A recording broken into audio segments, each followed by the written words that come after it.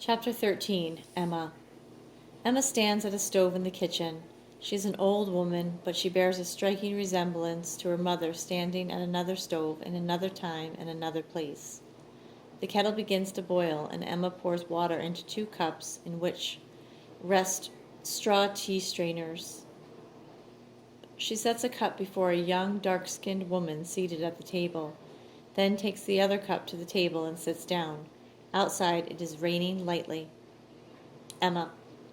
It was raining the day I gave birth to your mother. Just about like this. A soft, quiet rain. Seems like whenever something important happened in my life, it was accompanied by rain.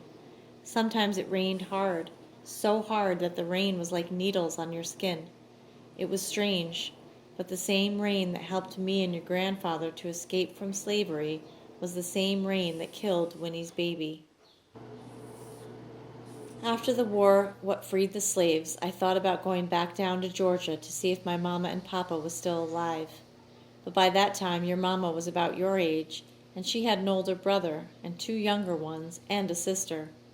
I didn't have anyone I could leave them with for the months it would have taken me to travel to Georgia and back. But there's always been a pain in my heart that my mama and papa never knew what happened to me, never knew that I got away from slavery and lived a good life filled with children and grandchildren.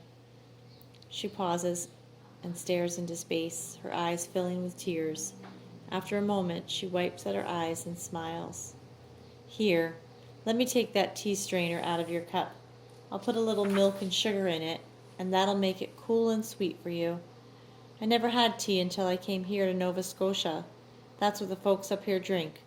It took me a while to get used to it, but now I feel like something's wrong if I don't sit down in the afternoon and have a cup of tea. It makes me think about how my mama and papa would sit in the kitchen on the Butler plantation and drink coffee. Me and Joe would drink our tea sitting in our chairs at our table in our house.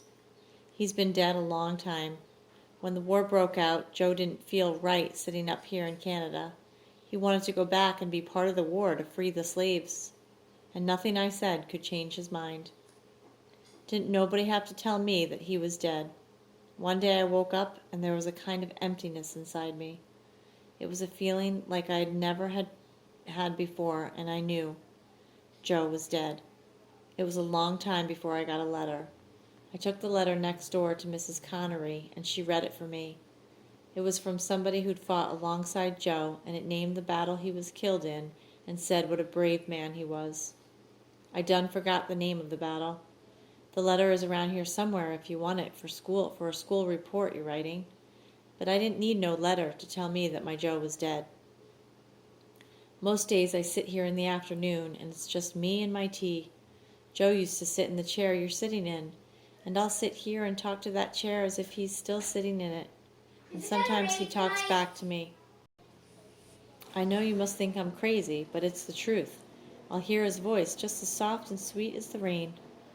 Again her eyes gaze into a distance at something or someone only she sees. Then she turns her attention back to her granddaughter sitting in Joe's chair. You be sure you write in that report of yours that a lot of people, white and black, died because of slavery. I'm thinking about them, what died in slavery, and them what died to kill slavery. And you be sure and put in there what I told you. All white folks back in that time wasn't evil. If it hadn't been for white people like Mr. Henry, me and Joe wouldn't have made it all the way up here to Nova Scotia. Black and white were conductors on that underground railroad, they call it. And you be sure and put in that report of yours that I named your mother Sarah for a little white girl who hated slavery too. She hated wrong, and that's because she had a good heart. And that's all that matters in this life. If your heart hurts when you see somebody suffering, you have a good heart. You understand all that? Emma's granddaughter nods her head. I know you do, honey. I know you do. Emma's eyes cloud over as her gaze returns to something only she can see. She smiles. The only sound is that of the gentle rain.